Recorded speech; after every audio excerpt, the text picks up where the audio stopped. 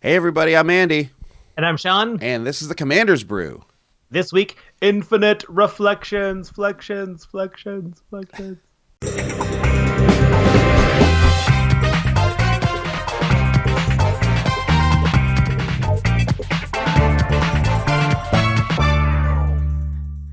Hey everyone, welcome back. It's episode 84 of the Commander's Brew podcast.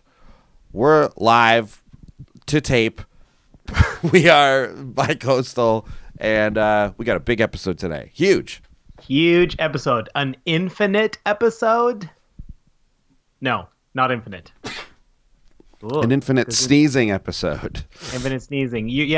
So if just in case this is your first episode, this is the Yes. Commander's Brew. We Yes. brew Commander decks. Andy does a take on something. I do a take on something. This week, we're doing two different decks based around infinite reflection. That's right. Infinite Reflection being one card. This is a back to basics, the original concept of the show. Basically, this is Yep. kind of what sparked the idea for the show, which was building around one card. Yeah, this sparked. We became planeswalkers. Yeah, We went all over the place, guys. Let me tell you, Amonkhet is very cool. Can't wait till we go there. yeah, yeah. We've can't been. tell you about It's it yet. hot there, and it's but very slavey, and I'm not into that. It's not. Yeah, bring a bathing suit. Yeah. Yeah. Oh, yeah. Well, I mean, you're not going to get much water, but if you like to hang out on a beach, you still get most of the feel of that. Yeah, I'm just gonna say, like, the likelihood of you being captured and put to slave work is high, so you're gonna want clothes that you don't mind sweating in. Yeah, exactly. Yeah, yeah. And you want a hip looking bathing suit, basically. Yeah, right. Yeah, because you Ocean got Pacific. yeah, right. Look good while you're out there. OP. OP. I'm trying to think. What was the one with the dog? There was like a bulldog. Chip and Pepper. Chip and Pepper. Yeah. Chip and Pepper. And like Wow. ANC. Is it ANC? No, it's like DC or something. Surf Co. Oh boy. I don't know. TC. TNC Surf Co.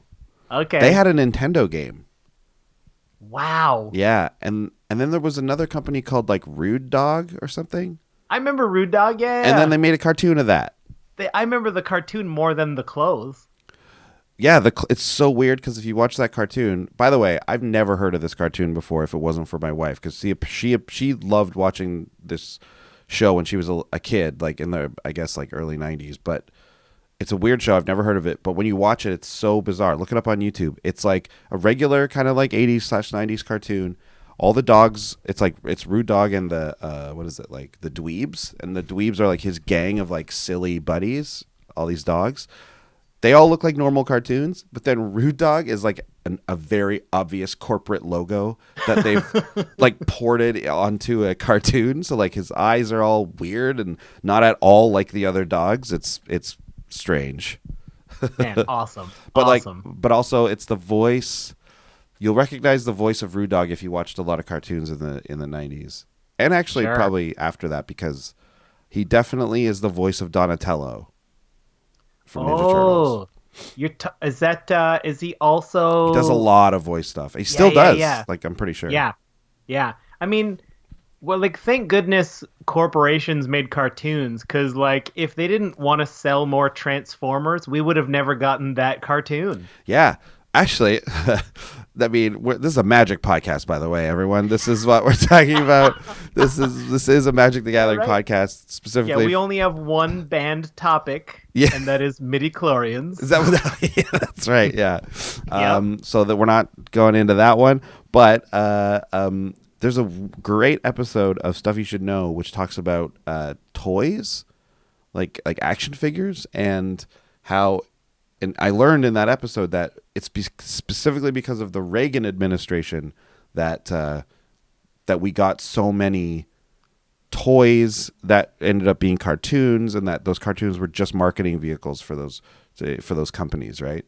Well, way to go, Ronald Reagan. Well, yes and no. It's both. Like, it was awesome for us because we got these great cartoons, but like overall quite bad because basically what the law was that you couldn't advertise towards children.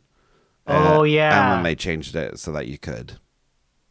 So then they Oh, started and pushing then those. That's when the cereals happened, and like there was all these crazy man, cereals then, and like I mean I it's think that's good, awesome. yeah, but also like not good for us, like You know what? My sense of nostalgia is stronger than my logic and my sense of what is I best. know, and you know what, mine is too, because I was also listening to that, being like, yeah, but that's how I got He-Man, like I know, right? that's how Like, Transformers can you happened. imagine a world without advertisements and no Transformers or G.I. Joe? Like, man, what would I be doing? Reading books? Yes, you would. No, man. No, it would be great if everyone was reading books. The world would be a very different place. Yeah, But yeah, anyways, whatever. We had a good time in the 80s and 90s, I'm sure. we had a great time Right. for the parts of it we remember. Yeah, exactly. Which isn't a lot these days, but you know what I mean? Hey, remember the Snorks? I do. I don't really. I do. I do. Okay, well, what else we got here? Well, the only band topic is midichlorians, so we could go forever. But instead, speaking of books, let's go to our ad from the Wizard's Tower, Oh, our wonderful sponsor. nice segue. Hi, we're going to take a minute to talk about the libraries of Kaladesh, excellent places to learn all about things and read books on things.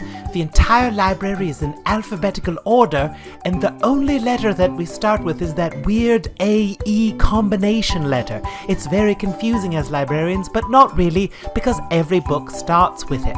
For example, Aether Kill a Mockingbird, the story about justice and ether. Or Aether 12 Angry Men, it's about a trial and people, trying to solve it behind the thing. What about Aether Childhood's End? Remember that book? I read it in high school, but I don't remember anything about it, but I remember I read it. I'm a librarian, I should know these things. Aether Moby Dick, person trying to chase a whale. Whales fly here in Kaladesh, so it's a weird book. Cool book, real cool book. Anyway, we just wanted to take a moment and talk about the wonderful libraries of Kaladesh and the places of learning. We couldn't be possible without the help of generous people in Kaladesh donating their time and volunteer hours, including the consulate and as well wizardtower.com, the Wizard's Tower, where you can get magic singles shipped to you for free in Canada if you order $15 or more, or $10 to the US is for free shipping as well. Also, if you use coupon code Tower of Brews, we're sharing that coupon code with some podcast, I'm not entirely sure, but if you use that code, you'll also get 5% off of your order, and as well as you get 3% kickback on your next order. What a great service. Ether Harry Potter and the Ether Stone, right? Very popular, people love that. Ether Twilight, that was popular. Ether Shades of Grey. These are very popular books that I know a lot about. I don't know a lot of really serious books. I think I'm a bad and not well-read librarian. Oh well. Okay, so I can relate a little bit to that librarian in the sense that I too am not super well read. It's as if we kind of read the same books. Oh, it sounds like it. Or maybe even watched the same cartoons. I bet you if we talked to that librarian about the cartoons he watched, maybe they would be similar. What were your go-to cartoons? What were your go-to My shows? number one was the G.I. Joe Transformers hour. Oh, yeah. Like, I remember I got my very first watch that you could, like, it was digital and you could set an alarm, and I set an alarm for like 4 o'clock. So after school, we'd come home and we'd play outside. But when that thing beeped, I would run home to watch G.I. Joe and Transformers. I loved those shows. And then when they were done, we'd go outside and be Transformers and G.I. Joe and just be violent to each other. Yeah, it's fine, right? Who cares? It was the best. I wouldn't trade it in for anything. Kids hitting each other and pretending that they have guns all the time. It's great. It's Yeah, fine. you know what? We grew up tougher. Yeah. I can take a bit of punishment these days. Yeah, exactly. Yeah. When I was really little, mine was He-Man and the Masters of the Universe. and then it transformed into Ninja Turtles Oh, Ninja Turtles. in the Yes. early '90s. That was our after school. He-Man was more of a Saturday morning deal. Yeah. But He-Man and then Batman the Animated Series. Oh, even yeah. even like getting older into like early teens, Batman the Animated Series was still so good. Yeah, and I only learned later that they basically invented Harley They Quinn did. for that. Yes, they. And That's from the show. developed Mr. Freeze's entire backstory on that. That I did not know. Really? Yeah, he was just an ice dude up until that point, but then they gave him this dark, tragic story, which is pretty cool. That is. I mean, I'm not surprised because the show is one of the best cartoons of all time for sure. Yeah, And I love the impact that it had on the actual character of Batman. And I guess Harley Quinn. And wow, I really didn't know that about Mr. Freeze. That's so cool. But of course, I remember that episode. Also, they really got deep into Clayface. Yeah. He's the only. I mean, spoiler alert. He's the only villain that gets killed on the show ever. Because Batman doesn't kill people, but like Clayface dies in the show, which is cool. I don't remember that one, but that's It's a later episode, and he dies because it rains on him. It's not like anything weird, like bad, like really brutal. it episode. rains.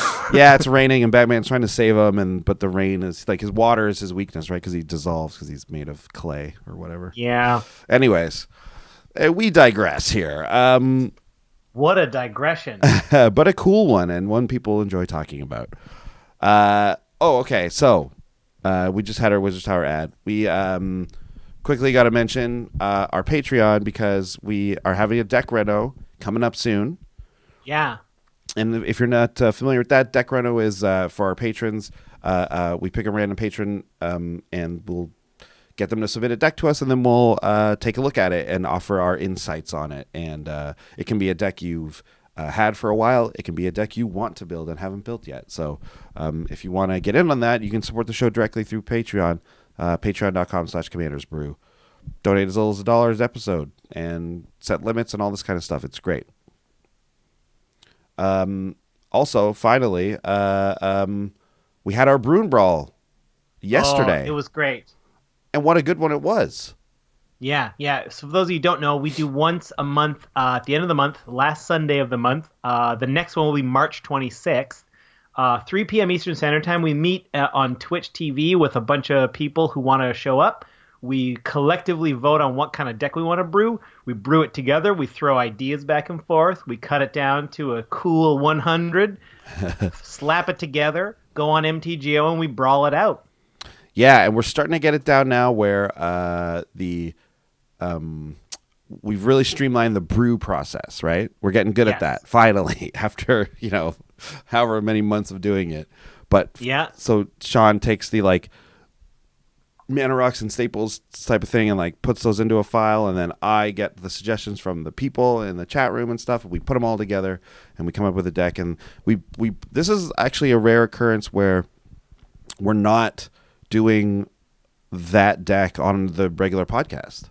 Yeah, we usually will, because we've planned much farther ahead, but you might see sometimes we come up with cool deck ideas, so we'll kind of touch on it on the audio episode for those of you who missed the Bruin Brawl. Yeah, it was a Tana and an Ishai deck, and it was kind of like you can go Voltron either commander you get.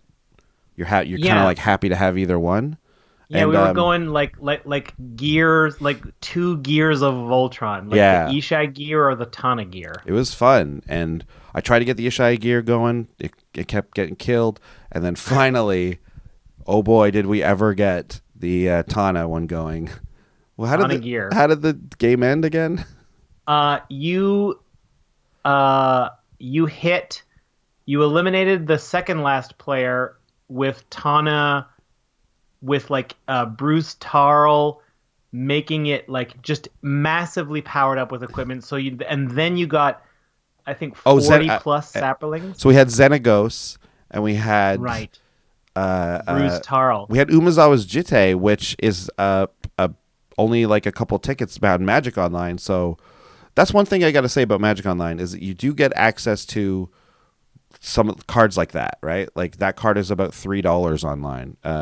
Sylvan Library, things like that. The things that us budget players don't usually have, or you might have one old one that you have in one deck. Well, in this one you get them in every deck, so it's fun and easy to play with those cards. So yeah, Tana got huge, hit for like some crazy amount of infect because I had Trying for the Hordes, and then with double strike. Double strike, yeah.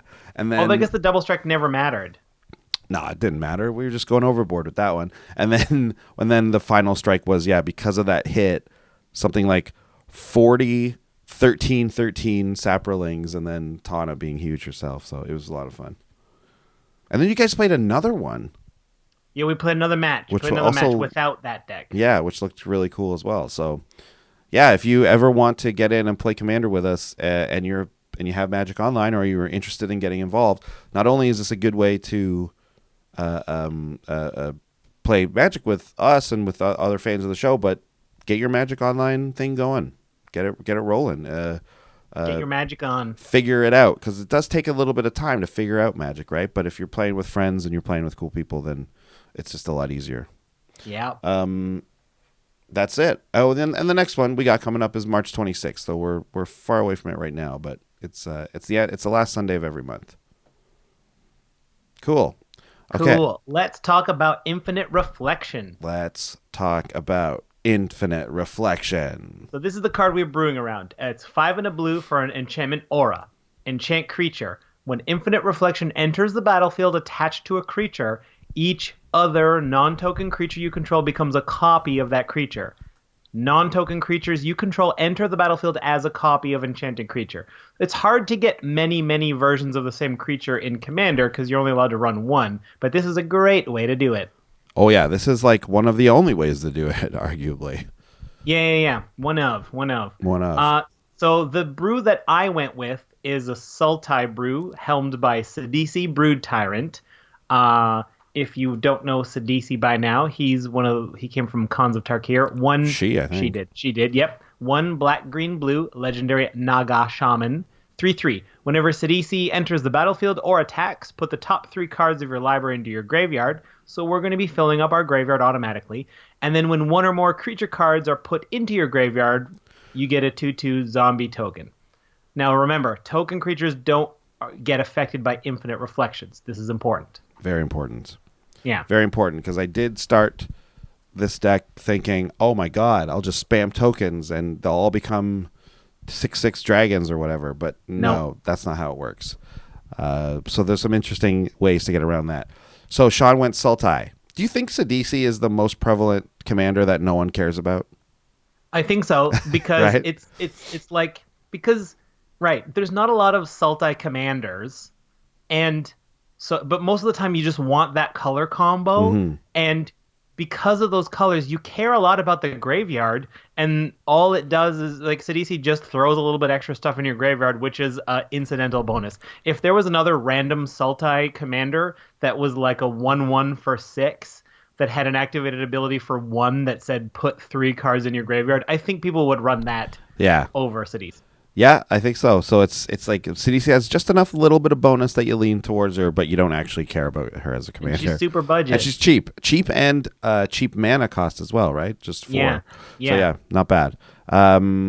So I decided to go in a different direction color-wise, and I went with partners. I mean, are we sick of partners yet? I hope not, because I went with Ludovic Neck. Okay, so the reason I went with this is because I went Jeskai colors, and there was no standout Jeskai commander for this, really. So this is what happens when you build around a card as opposed to a commander. So instead of choosing, like, I don't know, Numot the Devastator, which is a fine card, in this deck you kind of want actually low drop creatures as like a part of your strategy. So Ludovic Necroalchemist is 1 and a blue and a red for a 1/4. Beginning of each player's end step, that player may draw a card if a player other than you lost life this turn. If you're like me, you have trouble understanding this card right away. But basically, because I still have to, like, really be like, okay, let me make sure I understand this, right? Basically, just if the players attack someone other than you and they deal damage, they'll draw a card. So it helps people not want to attack you. And then you, of course, same thing. As long as you just attack someone and deal damage to them, you'll draw a card. So it's a little bit of card draw. It doesn't have to be attacking. Like, it's just, so the way I think of it is just like, Ludovic gives everyone a chance to get an extra card at the end of their turn. Yeah. And that happens if someone except me, the Ludovic person, took damage. Even themselves. It's actually not even took damage. It's a lost life. So lost life, right. So anyway. He's definitely an interesting commander. If you, like, crack a fetch land on your own turn and somebody else's Ludovic will give you a card. Yes.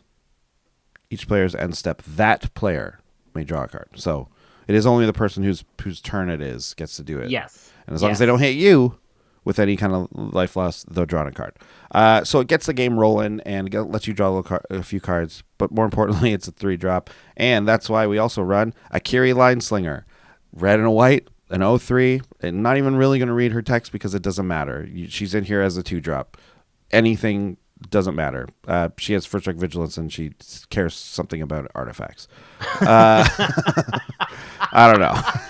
Poor Akiri. All we need her for is the body. Not important at all. And you'll see why that is. We're totally objectifying her. Oh, no, it's not what I want to do. It is just, we just interested in you for your body. That's brutal. Yeah, I mean, you could also go Crom in this deck, but he's 2 bodies stuck together, and we're not interested in that. Yeah. No, I get what you're saying, because Infinite Reflections wants non-token creatures to enter the battlefield. Exactly. So you've got 2 cheap ones in the command zone on deck at all times. Exactly. So that's what you're looking at. And yeah, that is the reason. Actually, that's the real reason not to run Crom, because he's a little more expensive. Although his ability might be a little bit better if you're looking at card drop, but with Infinite Reflections, he's not going to be Crom very long, right? Nope. That's the thing. That's the thing, yeah. Yeah, it's weird. You can't look at support creatures as support creatures because they disappear. They kind of disappear, yeah. You kind of have to go all in on this strategy, and that's what we're about to get into. Sure. So I'll break down the Sidisi Sultai version. So as I said, we're going to be filling up the graveyard a bunch. And that's one of the ways we're going to sort of tutor for Infinite Reflections. We have to build in a few tutors if we're trying to say we're all about one card. Right. I won't talk about many of them, but one that is kind of neat, it works on 2 angles, is Neitherborn Phalanx. So 5 and a blue for a 2/4 horror. It's black. Sorry. 5 and black. I don't know why I said blue. It's the other B color. You're good. Another B, yeah. But it's a 2/4 horror. When Neitherborn Phalanx comes into play, each opponent loses 1 life for each creature he or she controls. So, you can imagine there will be times when you put Infinite Reflections on this guy, and then as you cast more creatures, each one makes every opponent lose a bunch of life. That could win you the game. But this card also functions as a tutor because it has Transmute, 1 black. And Transmute is an ability that only exists on black and blue cards. Yeah. And it lets you search your library for a card of the same converted mana cost, in this case 6. This is the only card, I think there was one other card, but it was awful, that lets you transmute for 6. And Infinite Reflections is 6, so that's what we got. Great. And then, okay, great. So then we also are going to devote a portion of the deck to little guys who can come back from the graveyard because they have to be non-token creatures. So we really want creatures that can come back that are the cards. Reassembling Skeleton, 1 and a black, 1/1, and then for 1 and a black, you can return Reassembling Skeleton from your graveyard to the battlefield tapped. Or 1 and a black, make another version of whatever cool thing Infinite Reflections has going on. Right. And then the same thing for Stitchwing Scob. 3 and a blue for a 3/1 flying zombie horror. Same deal. You can pay 1 and a blue, but discard 2 cards and return this guy from your graveyard to the battlefield tapped. But like we said, we like the graveyard being full. That's not a bad thing, right? Like, we'll take that. That's a fair trade. Right on. Since we're filling up the graveyard, let's roll into Nyx Weaver, right? 1 black-green for a spider, 2/3 with reach. At the beginning of your upkeep, put the top 2 cards of your library into your graveyard. And then you can exile Nyx Weaver and return target card from your graveyard to your hand for 1 black-green. Again, if Infinite Reflections goes into the graveyard, that's not bad. We have a lot of ways of fishing it out of there. And then for the same reason, Dowsing Shaman's in here. 4 and a green for a 3/4 Shaman. And this dowsing shaman has the ability, which I always forget about. I mean, I don't forget when he's on the battlefield, but I forget this card exists. 2 and a green, return target enchantment card from your graveyard to your hand. 2 and a green and tap it. And tap it. Yeah, you got to tap it. But like, that's all we care about, right? Let's get back that's great. Okay. So cool. Those are the mechanics of the deck. That's how the deck works. Now here's the good stuff, right? Here are the things we want to hit with Infinite Reflection. I tried not to focus mostly on just ETB stuff. I tried to generally avoid those. Okay. I want stuff so that I have a lot of little guys on the battlefield and then a few of these big guys. But as I Infinite Reflect them and then I attack with them, something awesome probably will happen. Right? How about Bane of Balaged? 7 colorless. Eldrazi. 7/5. Whenever Bane of Balaged attacks, defending player exiles 2 permanents he or she controls. So all of a sudden, I'm swinging at you with 5 or 6 of these. You got to exile 10 or 12 permanents. Thank you. Yikes! This actually reminds me of, and I think by the end of the episode you might come to this conclusion as well. But I'm just going to say it now while Bane of Balaged is up here, that if you run any kind of deck with something like this, so let's say you're running in a couple Eldrazi in a deck, it's kind of worth it to put in Infinite Reflection because if you have a board full of creatures and you turn them all into this, wow, that's crazy. Or the regular the other Eldrazi, the other ones with Annihilator, like. We didn't talk about this either, though. Like, we built decks around Infinite Reflection, but you don't have to do your own creatures. Exactly. Like, if there's a sick creature on the other side of the board somewhere, like a Grave Titan, you could be like, okay, now my whole team is Grave Titans, attack you for 1 million and get 1 million zombies. Unreal. What are you gonna do? What are you gonna do? I love it. Okay, let's keep going. Kessig Cage Breakers, 4 and a green, human rogue, 3/4. Whenever Kessig Cage Breakers attacks, put a 2/2 green wolf creature token onto the battlefield tapped and attacking for each creature card in your graveyard.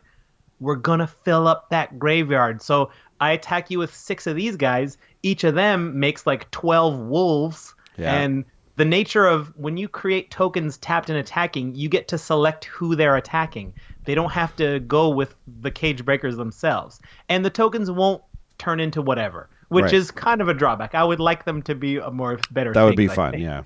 But like, man, you want to drop 1 billion tokens? Go ahead. This one was super fun to discover. Beguiler of Wills. 3 blue, 1/1 human wizard. Tap. Gain control of target creature with power less than or equal to the number of creatures you control. So, like, let's say I got 6 Beguiler of Wills. Cool. I can take 6 things on the board. And then those things will not be Beguiler of Wills. I will have those just for me. And then I'll start hitting you with your own big stuff. Right. So if you have Infinite Reflection out, just because you gain control of a creature doesn't mean that Infinite Reflection, because it doesn't enter the battlefield and it wasn't enchanted by this, so it actually stays this of whatever it is, right?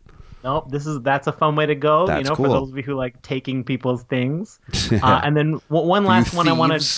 The thieves. Oh man, it feels so bad, which means it must feel so good when you do it to other people. And then this guy is pretty neat. Fangren Firstborn. 1. Green. Beast. 4/2. Whenever Fangren Firstborn attacks, put a +1/+1 counter on each attacking creature. So, like, this is exponential. So, like, if you attack with 6 of these... they each get 6 times 6, right? Put a count... Yeah, so each of them gets +6/+6. Yeah, okay. So, so 6. Yeah. Yeah, okay. So it's not exponential. Yeah. Not exponential. This could be the least geometric scary one, but it's still pretty awesome. Still cool, though. And I like when you build a deck and something like Fangren Firstborn becomes a neat card that you want to see. Yeah. I think that's really fun. And that is very much what this deck does. Like, that's what this card ends up kind of doing for you. So Sean's using Graveyard. That's an interesting and neat take on this that I didn't see, because my deck does focus on the enter the battlefield abilities. So I just want to take a second here and just actually look at Infinite Reflection again. Okay, so it's 5 and blue. We said that. It's an enchantment. It's an aura. Very important for us. when it enters the battlefield attached to a creature, which all auras do, each other non-token creature you control becomes a copy of that creature, and then non-token creatures you control that enter the battlefield, they enter it as a copy of that enchanted creature. So, first off, we need to get the card, right? We need to get the aura, and we don't have black to tutor for this stuff. We don't have transmute. I mean, I guess we might have one transmute card if it's blue. I'm going to look it up while you go on about this. But guess what? We don't need it because we have white. We're doing Jeskai here. This is Akiri is also a 2-drop body, but she's given us access to white mana, which is actually what's very, very important here. So there's a ton of creatures that enter the battlefield and find you an aura. One of the best ones, or maybe it's not even enter the battlefield, actually, maybe it's attacking. So Sovereigns of Lost Alara is a great one. And actually is a card you could build an entire, with Infinite Reflection, you could build an entire deck with auras based around these cards, and I think it would be really cool. And actually, I only discovered it right before we started recording, and I'm like, oh, I kind of wish that's what I did with this deck. But anyways, I'll read you Sovereigns of Lost Alara. It's 4 white, blue. It's a 4/5 with Exalted, which is one of the reasons why it's so crazy good when you make 1 million copies of it. Whenever a creature you control attacks alone, you may search your library for an aura card that could enchant that creature, put it into play attached to that creature, then shuffle your library. So, oh yeah, we get the Sovereign down. We attack with any creature alone, not just, you don't even have to attack with it. And you can throw at any little guy you want that to attack, even if it's going to die, doesn't matter.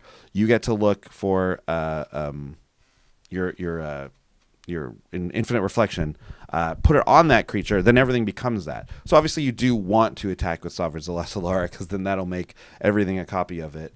And then each one gets to look for a whoa. So for the it would be the next alone. It would be the next. But you do get triggers if you just attacked with one next turn. You do get that many triggers of searching for an aura, right? So all your auras. Exactly. So this is where you could sort of really go off with an aura-based deck with this card in it. So I highly suggest throwing this card into aura decks where you have the Sovereigns of Lost Alara, because it is really good.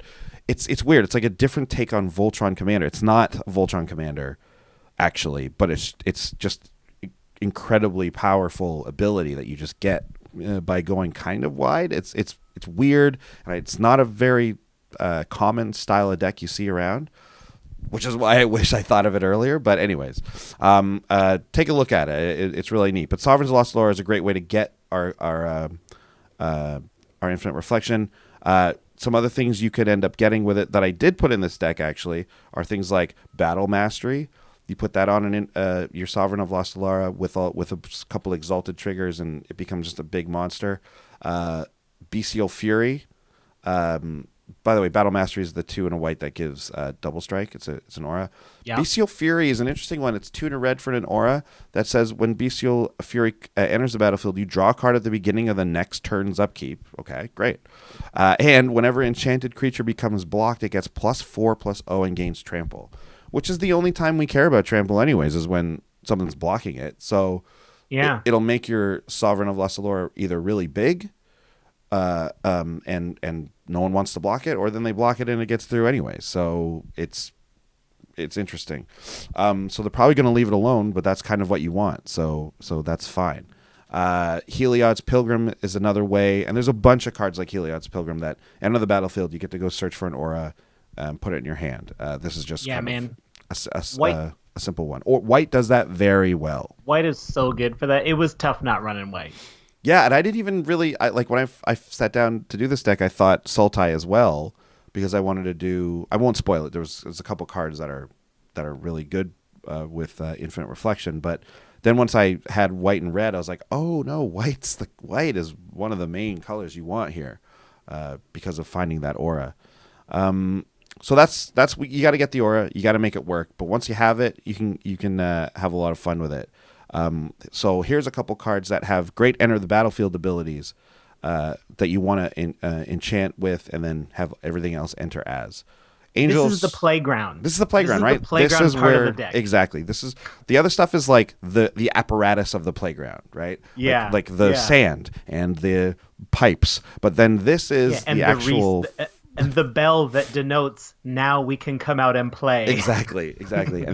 But this is the slide. These are the swings. These are the weird. This is the tetherball or whatever. Like these are all the things. This is those 4 painted squares on the cement that no one really knew what it was for, but we invented games on them. Yeah, exactly. Or that like basketball like game that where you throw a ball in it and it'll come out one of the 3 colors. Like, oh yeah, that's weird. The weird like middle basketball. Yeah, what is that? No backboard. What game is that? You know what I mean? Do you get points if it comes out on your color? Is that how it works? Because if so, that's just random. I think it's just confusing. Very confusing. Anyways, Angel of Serenity, great. Obviously a great one. This is 4 3 white, so 7 mana for a 5/6 flyer. When it enters the battlefield, you may exile up to 3 other target creatures from the battlefield, or creature cards from graveyards. When it leaves the battlefield, you return those cards to their owner's hands. So this is a great way to steal things out of people's graveyards so that they can't use them, or get things out of your own graveyard in case she dies. You get it back in your hand. That's a great use of this. Or of course, just getting some stuff off the battlefield that you don't want around anymore. And when all your creatures enter as an Angel of Serenity, you start to take over the game very quickly because you just decimate their board and you have 5/6 flyers all over the place. It's really something. One might even suggest Toot Sweet. Toot Sweet. That's how that works. Another great end of the battlefield creature is Molten Primordial. 5. Oh, yes. Right? 5 and 2 red for a 6/4 with haste. Haste is great. Enters the battlefield for each opponent, gain control of 1 target creature that player controls until end of turn. Untap those creatures. We actually, and they get haste. We end up talking about this card a lot, actually, which is funny because he's like, I remember when it came out, everyone was like, well, this is kind of the least good Primordial. But he ends up being maybe the best one for Commander because the green one's banned. But Molten Primordial is great. Every time you play a creature, after you have the infinite reflections on him, you take one of your opponent's things, like for each of them. That's insane.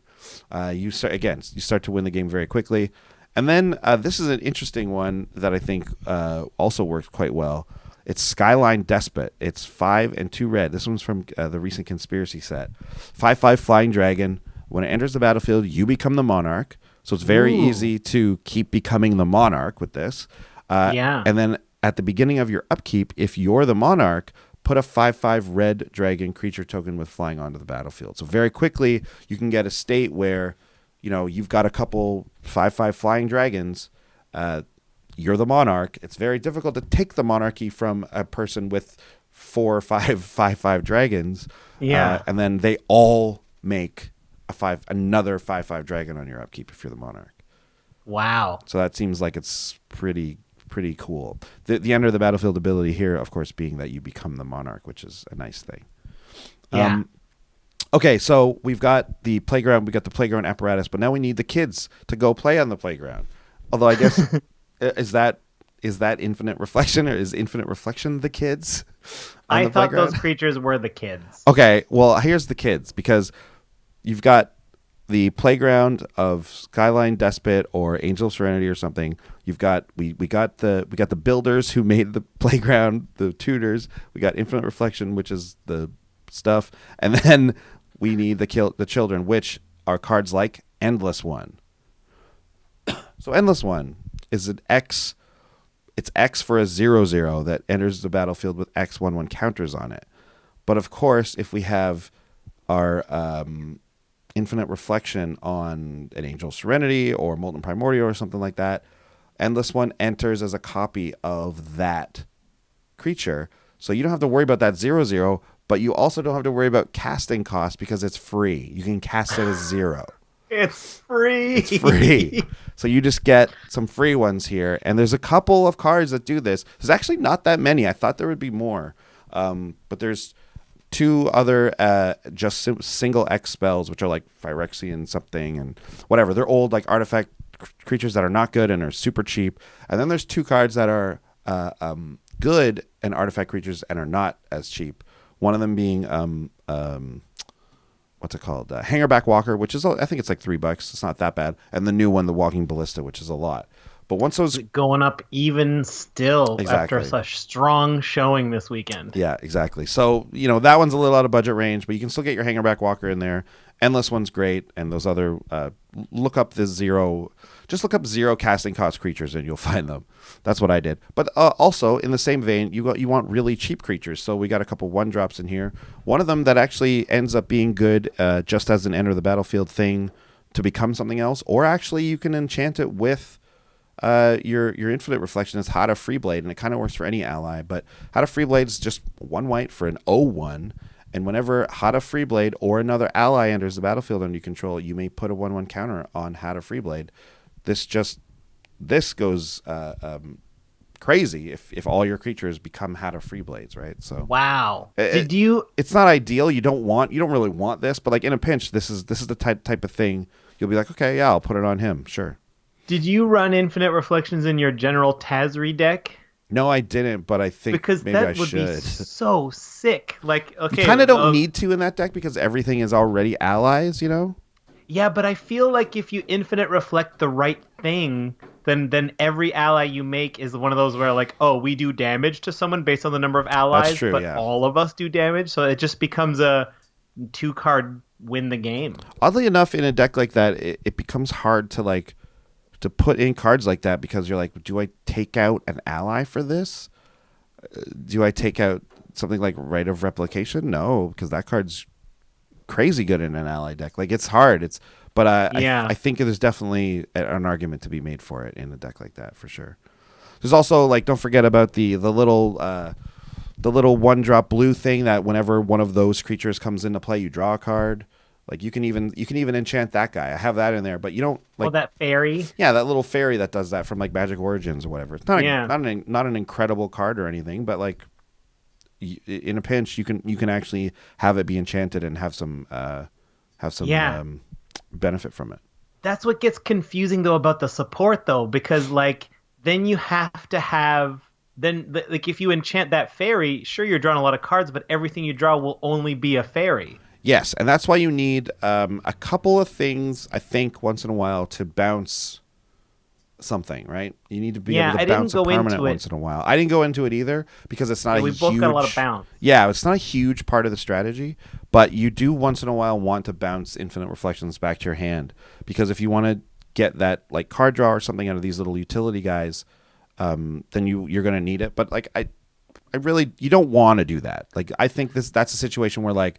Someone's board wiped. You manage to get your Infinite Reflections back. This is the only creature you have, so you kind of have to do something, right? Yeah, I think. But let's just point out, just in case, that if you do bounce Infinite Reflections, nothing turns back into its old form. Like things are still what they turned into. Just new ones will enter as their proper form. That's right, because they are a copy. Like, yes. It's not keeping them a copy or anything. No. It says nothing about until it leaves the battlefield. Exactly. So like if you can't turn your things back into things. Exactly. So like it's something that you don't really want to do. That's why I didn't really talk about it that much. So yeah, you want to put it on a big thing and then have a bunch of these little guys enter. That's what you want to do. These decks are cool. It's fun. It's really fun, actually. What a cool card. I'm going to need to pick up a few copies of it and just put in other decks that are blue, because I guarantee I can think of a few decks where, like, yeah, I'm happy to put this on any of my creatures, or I'm happy to just have it for those instances where there's going to be opponents who drop, like, one creature who's just like, oh, man, if I can make my whole team that, I would have this game. Yeah. Against Al's got that dragon deck. Any dragon that says whenever I attack for the number of dragons do something, and it's like, cool, I've got 8 dragons. Your whole team gets -8/-8. Yeah, there is something like I remember when this card came out. It came out in the mono commander sets, right? The Planeswalker blue sets. One, yeah. It was a card that I was like, oh, that's neat, but I'm never gonna put that in a deck because I like having different creatures, right? Like I like it when all my creatures work together and each do different things. It's why I didn't put it in my allies deck, because like I like when this one makes them all have trample, this one gets them all pumped by like 2, and this one gives them +1/+1 counters, this one gives them life. Sure. I like that. I don't want them all to just have, well, okay, but like that is kind of cool though when you can make it work in a neat way, right? So almost rather like if you like the moment when Rite of Replication comes down and it turns into like Gray Merchants or something, you should build a deck with this card, I love specifically that moment. around this card, because that's what this does. Oh, do you know how hard it was for me not to put in Gary on my non-ETB version? Yeah, that's right. Because just copy. So I've got 6 Garys. Cool. Each one has 2 black pips because copies do have the same CMC. So like every creature, now everyone drain everyone for 10. Next creature, 12. Next creature, 14. That game ends very, very quickly. Oh, I love it. I love this card. Like if you're running black and you're not running Gary with this, like you probably should, right? Like even if you are shying towards what Sean was doing, which is like more attacking triggers and things like that, it's still very much worth it. Oh yeah. Of course. Can we go into the 3 stars? Let's do it. Okay, so it's the 3 stars of the deck. These are just the cards that kind of performed the best, that did some cool stuff, that like, just the top ones. So my number 3 star is Paleoloth. Paleoloth is 4 green. It's a 5/5 beast. Here's where I cheated, where it's sort of ETB kind of stuff here. Whenever another creature with power 5 or greater comes into play under your control, you may return target creature card from your graveyard to your hand. If you've got Infinite Reflections on this guy, everything you cast is a Paleoloth as a 5/5 and gets you something from your graveyard, which is full of cheap creatures, which will enter as a Paleoloth, which will return 2 creatures now, or more creatures. It just drains your graveyard. I messed up with the pictures there. Anyways, don't worry. Yeah. Paleoloth, yeah. So good. And then like Moldgraph Monstrosity, 4 green for an 8/8. Trample. It's an insect also for some weird reason. It's got trample. When Moldgraph Monstrosity dies, exile it, then return 2 creature cards at random from your graveyard to the battlefield. Guess what? They're going to be Moldgraph Monstrosities. Yeah, totally. And like plus we're attacking for 8, like with 8/8 tramplers. I love it. And then the number 1 card of the deck earns the spot because this card can win the game. This is Biovisionary. 1 green-blue, 2/3 human wizard. At the beginning of the end step, if you control 4 or more creatures named Biovisionary, you win the game. So like, if there's a Biovisionary on the board, you need to kill it because that person is trying to do shenanigans to take advantage of it. All I got to do is cast Infinite Reflections on it and have 4 non-token creatures, and I will win on my end step. Yeah. And if you don't kill it like in response to the Infinite Reflections or counter it, everyone else becomes a Biovisionary. It's tough to deal with. Tough to deal with. Exactly. You think like you need that instant speed removal or a counter to do it, because if it comes in, it's like, well, it's not like you just have to remove the 1 Biovisionary now. Now they're all Biovisionaries. Right? Yeah, right. This is the card that made me think of Simic and then eventually Sultai. Like this is the first card I thought of when I thought of this. Infinite Reflection. Was that what happened to you? No, it was not. This was a late card I thought of. Oh, really? Yeah. This is the first one. I was like, oh yeah, Biovisionary, because then you just win the game. It's but yeah. So it was hard to think outside of the box and not actually include this guy, which I couldn't because I wasn't in these colors, so it made sense. Made sense. Okay, so for the Jeskai ETB version, right? This is what we're looking at. The number 3 star was this is a great one. Captain of the Watch. 4 and 2 white for a 3/3 human soldier with vigilance. Other soldier creatures you control get +1/+1 and have vigilance. When Captain of the Watch enters the battlefield, put 3 1/1 white soldier creature tokens onto the battlefield. Now you might be saying, oh, but those tokens don't change into anything. Well, that's okay. That's fine. They're still 1/1 soldier tokens. Captain of the Watch still makes them into 2/2s and gives them vigilance. And if you have 3 or 4 Captain of the Watches with your Infinite Reflection, those things get huge, and you get so many of them every time you play a creature, right? Any creature you play turns into 4 creatures. Obviously, only one of them becomes a Captain of the Watch, but those soldiers and the Captain of the Watches, they all get so big, it's crazy how quickly your team becomes massive and huge, right? So Wow. Captain of the Watch is like seems like it's not even as good as some of the other ones I read, but it is actually it's actually better than a lot of those because it happens right away. It's like it's its own anthem. Like it's great. It's really really good. After Captain of the Watch, we've got Sovereigns of Lost Alara. I talked about this card already, but this one, if you get to attack with Sovereigns of Lost Alara, if you and you get to put your I keep thinking mana reflections. That's why I have so much trouble saying the card every time. But infinite reflection on it, you start to look really, really good. And if you can get it down before it attacks, it's even better because numerous exalted triggers go on your Sovereigns of Lost Alara. You get to put a cool aura on it. If you don't already have one on it, and it just starts to take over the game and becomes a real problem. If you can get that trample aura on there, becomes very difficult. 5 or 6 creatures with exalted, add 5 or 6, you get the +4. It's nuts. Yeah, it's really, really good. Sovereigns of Lost Alara. Easily the second star of the deck. And the number 1 star, actually, Vidalcan Orrery. This is a card that we've talked about before on the show, and is a little pricey, but it is so good. So the ability to flash creatures in, flash things in, obviously is great, because this is a 4-mana artifact that says you can cast non-land cards as though they had flash. Really, really great. In this deck, you get added bonus in that you get your enter the battlefield triggers when you want them, or also the ability to instant speed attach infinite reflection to something can be very, very, very important, right? So yeah, that would be incredible. Yeah, and there's also a couple of creatures that will like get your infinite reflection back from the graveyard. Returns an aura to your hand or whatever. You can do that in response to someone trying to exile it or exile your graveyard or whatever. So it becomes very, very important. Vidalcan Orrery, awesome. just a general amazingly great card. I just finished playing a few games with our friends from the Command Zone, and they honestly can't stop talking about this card. Oh yeah, it's legitimate. It could very well just be a staple, right? Like I hope it. Like I want to see it continue to be reprinted, because it's one of those cards that just, if they don't, is going to become a $20 card eventually, and we're going to be like, wow, I could have bought these when they were $4 or whatever. So $1. They were a buck for a long time. Wow. I remember strolling in. Yeah, right. I remember strolling in and just being like, because every now and then, one of the things that I should not do, I do not recommend this, but when I'm buying a couple singles, I'll just be like, yeah, let me browse through that conspiracy binder.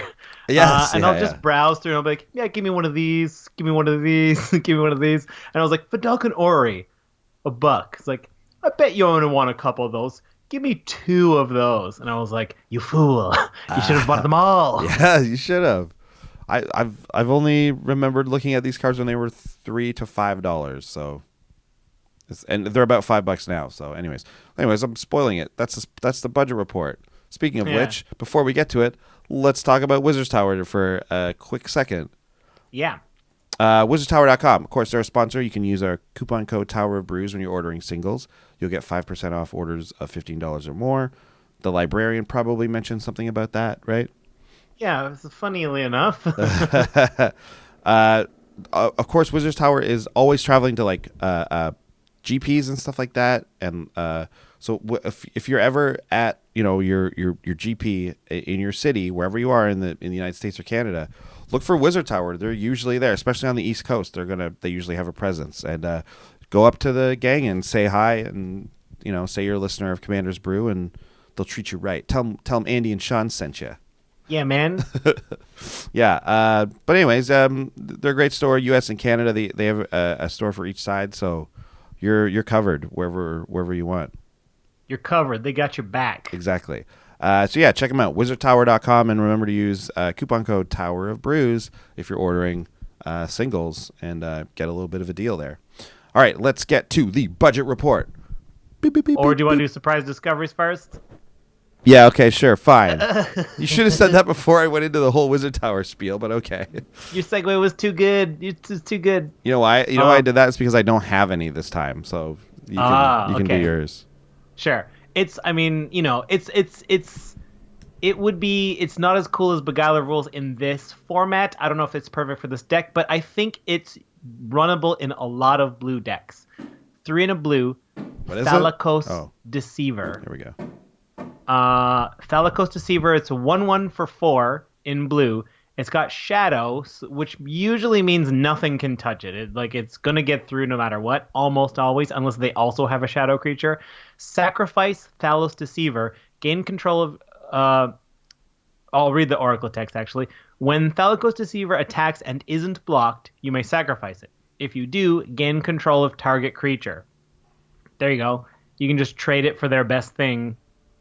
Pretty much guaranteed. I've had this card in decks before. Have you? Yeah, and it's good. Cool. It's Great good, card. especially if you're running graveyard stuff. You can recur this guy. He's great. Oh my god, for sure. Because you're right. It's like no one has shadow things. Just, you might occasionally find someone who does, but even then, it's easy to avoid them and not have to attack them, right? So yeah. Yeah. Thalicos Deceiver. I believe he was in. We did like a steely deck, right? We did like a steal all your stuff deck. I think we did. We probably did. I don't remember. Yeah. Anyways, Thalicos Deceiver was in that for sure. Yeah, all right. Now it's time for the budget report. Okay. This is where we take all of the cards, line them up when we expect to, but then interrupt them so rudely and go back to do an earlier segment. Yes, that's quite literally what we would do here. Literally what we did. Yeah. So as you know, we always try to hit a mark of $50 for the deck, and the Sultai version comes in at under $50. This is $43.59. The 3 most expensive cards in order are: most expensive, Pathbreaker Ibex, $4.25. That's a 4 green for a 3/3 goat. Whenever Pathbreaker Ibex attacks, creatures you control gain trample and get +X/+X until end of turn, where X is the greatest power among creatures you control. You can imagine how if you're attacking with 5 or 6 of these, this is truly exponential, where like the first one attacks and gives +3/+3 to the team, and the next one gives +6/+6 to the team, and the next one gives +12/+12 to the team. Ugh. So a few of these and it's game over. So like if you got the room for it, leave it in. Yeah. Next most expensive card is Ring of 3 Wishes. That's a $3 card. The Ring of 3 Wishes is an artifact, 5 mana. It enters the battlefield with 3 wish counters on it, and for 5 and tap, remove a wish counter and go tutor for something. This is one of the ways we're going to look for infinite reflections. It's a little pricier than I'd like, but we got to have some tutors if it's all about one card, right? And the third most expensive card is coming in at just under $3. Sidisi, the other one, Undead Vizier, 3 black for a 4/6 with Death Touch, and it's got Exploit. When Sidisi Undead Vizier exploits a creature, you may search your library for a card, tutor it, right? So when it enters the battlefield, sacrifice something and go tutor something. Nice. Yeah, this is another way to go grab it. Yeah. And I think you got to leave a few in, right? If you're building all around a card, you got to leave them in. Yeah. I think ideally when you're building this deck, I don't mean to jump the gun here, but you should include white. And you should include, I would want green. So if you're going to do this deck, I think Bant might be the way to do it. I'm just sort of looking at things now. It's like, I don't want to have to use Ring of 3 Wishes. That card is big, expensive, and slow, right? It costs like 10 mana for you to get your first thing. Yeah, I think you're right. I think you can get away with white is best for your tutors, and then there's enough cool creatures in blue, green, and white to do this with. The only thing you lose with black is such an easy way to get cheap non-token creatures back from the graveyard. All those little skeletons and zombies that just come back for nothing. Yeah. is what black gives you. Yeah, black gives you that value for sure. Blue, green, white, like Bant gives you a lot of great ETB, but also a lot of great attack triggers too. So I think you can really build like an amalgamation of the best of both worlds here. And also don't forget those cards like Heliod's Pilgrim and stuff. That becomes just another body of the thing you're going to eventually turn them all into. So that's you get that added bonus too. So anyways, budget report for me came in just under 50, around $48. Number 1 most expensive card is Vidalcanori. Yep, $5 now. So pushing that budget range for us, but definitely still worth it. in probably every deck you're going to put it in, to be honest, but has specific usage here where you want to flash in your Infinite Reflection and so on. Sovereigns of Lost Alara. I didn't know this, but this is a $3 card now. I guess just because of like supply, I would think, because it's not like it's super expensive or anything like that, but it is a pretty good commander card. So Sovereigns of Lost Alara is great. These two cards you're definitely keeping in, and then Sun Titan, just because it's good, just because you want ETB triggers, and then when they're all something, if they all swing and they get a million triggers themselves, the Titans are some of the best cards you can include in this build, right? So the Titans. Yeah, and like Grave Titan's a little expensive. The green one, Prime Time, is of course banned. But then I was lucky; I got to have all three of the like cheaper Titans. So I had Sun Titan, Frost Titan, and what's it called? Fire Titan, whatever he is. Inferno Titan. Right. They're all fantastic. They're all really great with Infinite Reflection. So, and Sun Titan will let you get the smaller creatures back. That's another way to get things to enter the battlefield. That's a huge chain. Yeah, it's a big chain, right? You'll get all the little creatures out because they all become Sun Titans. Yeah, they enter the Sun Titan and brings in the next one, which enters as a Sun Titan, which brings the next one. Yeah. Oh my God! So it's a great thing to do after a board wipe, especially, right? Sun Titan's really good. This card is so fun. I gotta run this card in more decks. Of course, yeah. This card is so fun. I feel like we could just. Oh, I thought you were talking about Sun Titans. I was like, yeah, of course, run Sun Titan in more decks. No, yeah, you're right. Infinite Reflection. It's so neat. It's really fun. The biggest problem you're going to have, I think, is that if it gets put in a graveyard, you need ways to get it out. That to me was the hardest. It's easy, like I said, in white, it's very easy to get it. Actually, between blue and white, you can get this card fairly easily. It's just a matter of getting it in and out of the graveyard, which is actually green is great for bringing enchantments. Green and white are both great for bringing enchantments back from the graveyard. So, yeah, I think if you ran a banned version of this, you'd have a really cool deck. Ooh, I might have to build it IRL. Yeah, I know, right? Like that's what oh man, I'm thinking the same thing. We'll see. or it's even just like you don't have to build so around it, but like.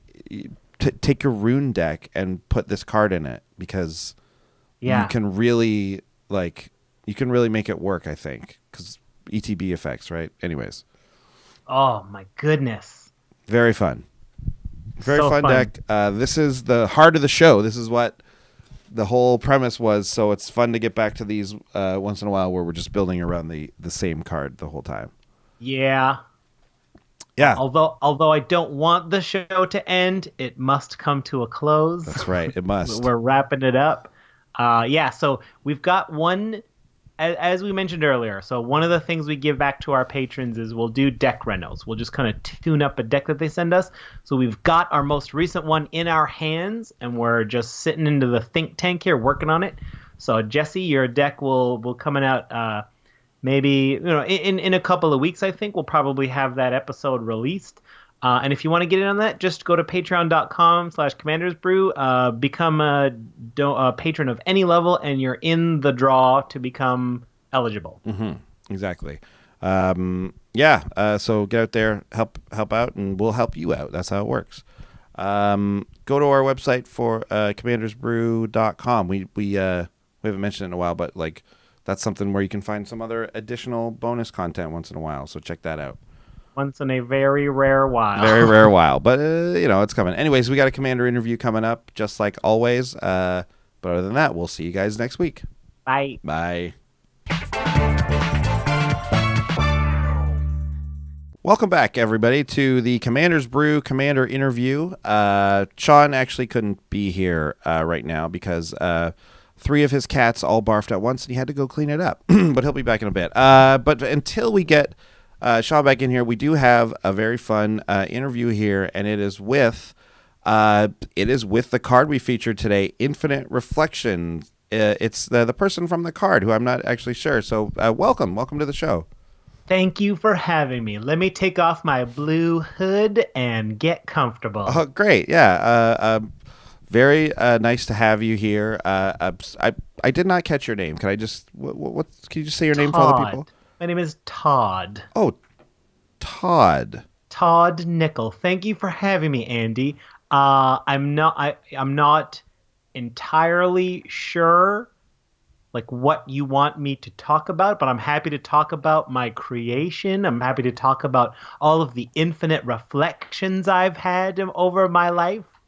Oh yeah. Okay. Well, I mean, I'll lead it a little bit here. Okay. It does look like it's a lady in the picture. I will sort of note that, but I mean, hey man, do what you like. But Well, I took a little bit of liberty with the photo that I used, when I got published. So, I can see how you'd make that mistake. published. Oh, yes, on Infinite Reflections. You mean Infinite Reflection? Infinite Reflections. It happens all the time. My best-selling book by Todd Nickel, Infinite Reflections, a book of infinite positive phrases, was published just recently. I'm doing a book tour. I'm stopping at all the podcasts. I'm stopping in at Cracker Time. Cracker Time. Yep, it's a they didn't want me, but I'm going anyway. I'm going on all of the podcasts. I'm going to be on one. I don't think they can afford to pay me much because they have limited resources, but I can't wait to talk about Infinite Reflections. I see what's happening here. So it's okay. This has been a mistake with the booking. Actually, we meant to get the magic card, Infinite Reflections. You're telling me you're an author. You've written a book called Infinite Reflections. Is that what's happening here? Yes. Okay. See, we are talking about a card. It's about reflection, like a mirror reflection. But that's I have reflections about mirrors. When you look into the mirror, you're not only looking at yourself, but your potential self. okay. That's a reflection that is, that I had. That's sort of a personal reflection. Yeah, I get it. So you're more of a self-help person. Well, I'll tell you what. Obviously you don't know anything about the card, Infinite Reflection, the enchantment, the aura. Well, I think I can assume I know a lot of things about it. Okay, that's not the same as actually knowing anything. Okay, well, you know what? Why don't you give me a couple of your reflections then while you're here, because Sure. We've got to salvage this somehow. There's an infinite number of them. What would you like it about? And I'll give you one of my reflections. Well, how about a reflection on magic? Not the game, but just like the concept of magic. Magic may or may not exist. If it exists, is that a world you want to live in? Or is that a world you choose to live in? Todd Nickel. Okay. All right. What about those like rice crackers? Oh, yes. Okay. Do you have one on that? There's no way you have one on that. I do. Let me just flip through here. Hang on a second. You wrote a reflection on rice crackers. I have infinite reflections, Andy. Infinite. Truly Yes. infinite. So your book just never ends. It's an ebook. You just have to keep downloading it. Wow. So it's an infinite download also. Yeah, I mean, you can't hold it all on your Kindle, so then you have to just keep downloading other parts. But I do have one on rice crackers. Rice crackers. When you crack into one, you ask yourself, I hope I have a rice day today. Todd Nickel. Todd Nickel. Yeah, that's... You don't need to keep saying your name at the end, because now we know it's Todd Nickel, right? So that's fine. Okay. What about permanent... I've got one about personal fitness. Would you like to hear it? I guess. Yeah, sure. Sure. It's one of my favorites. Okay, great. Remember, push yourself as hard as you want, not as hard as you can. Hashtag no Jim Bone Hurt. Todd Nickel. So now, hang on. So you know about Yes. No Jim Bone Hurt. How did you hear about that? I wrote it. You wrote No Jim Bone Hurt. Yes, I did. You didn't hear it from this podcast that you're on right now. No, Andy, listen, I wrote an infinite amount of reflections. I'm That like means the you monkeys must have that written wrote that. Yeah, you're the Shakespeare. monkeys on the typewriter. Yes. You are the monkeys on the typewriter. That seems to be what this is. I've one about monkeys and typewriters, too. Please do. Please, I'd love to hear it. Are you one person or are you an infinite number of monkeys on typewriters? No, I am one person named Todd Nickel. Todd Nickel. Yes. Yeah. Always signing. So do you sign each one in the book Todd Nickel, or did you just cover that by like saying the book was written by Todd Nickel? Oh, I have to get my name out there. I have to. It added, since I have Infinite Reflections, it doubled the infinite size of it. So my publisher had a real issue with it, but we agreed, since we're already an infinitely large ebook, why not double it? Okay. All right. Well, okay. Why don't you help me out personally here? Okay. Like I would like to come into like some money. So like maybe give me a reflection on like monetary wealth and career and that sort of thing. Maybe I can get some kind of help out of this. Sure. Mistake that we've made on the show here. A man has wealth equal to his wealth, but his wishes are not wealth, and one cannot live in a wish. One must live in the present. Todd Nickel. Wait, that one doesn't even help at all. You just said like wealth is wealth, wishes aren't wealth, and you are you. Like, what is that? What does that mean? How about this one? I'll just flip to a random one about wealth. Okay. To achieve true wealth, look inside yourself. Do you have a wish? Todd Nickel. What? No, wait. That one ended with a question. I thought these were reflections. They are reflections. I can only reflect after a question, can't I? How is a question a reflection in itself? Todd Nickel.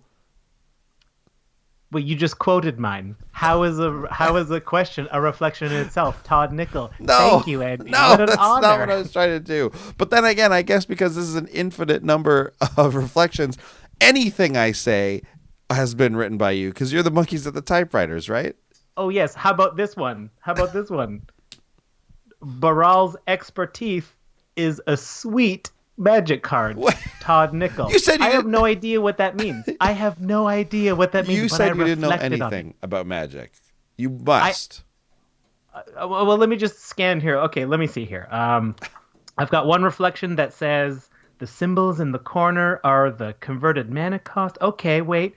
Here's some reflection that says, lands tap for mana of the respective color. Todd Nickel. Okay, I'm getting there. No.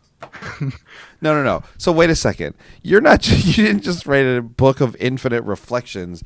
You wrote a book of just infinite words and characters, right? So you have said everything. You are actually the monkeys at the typewriters.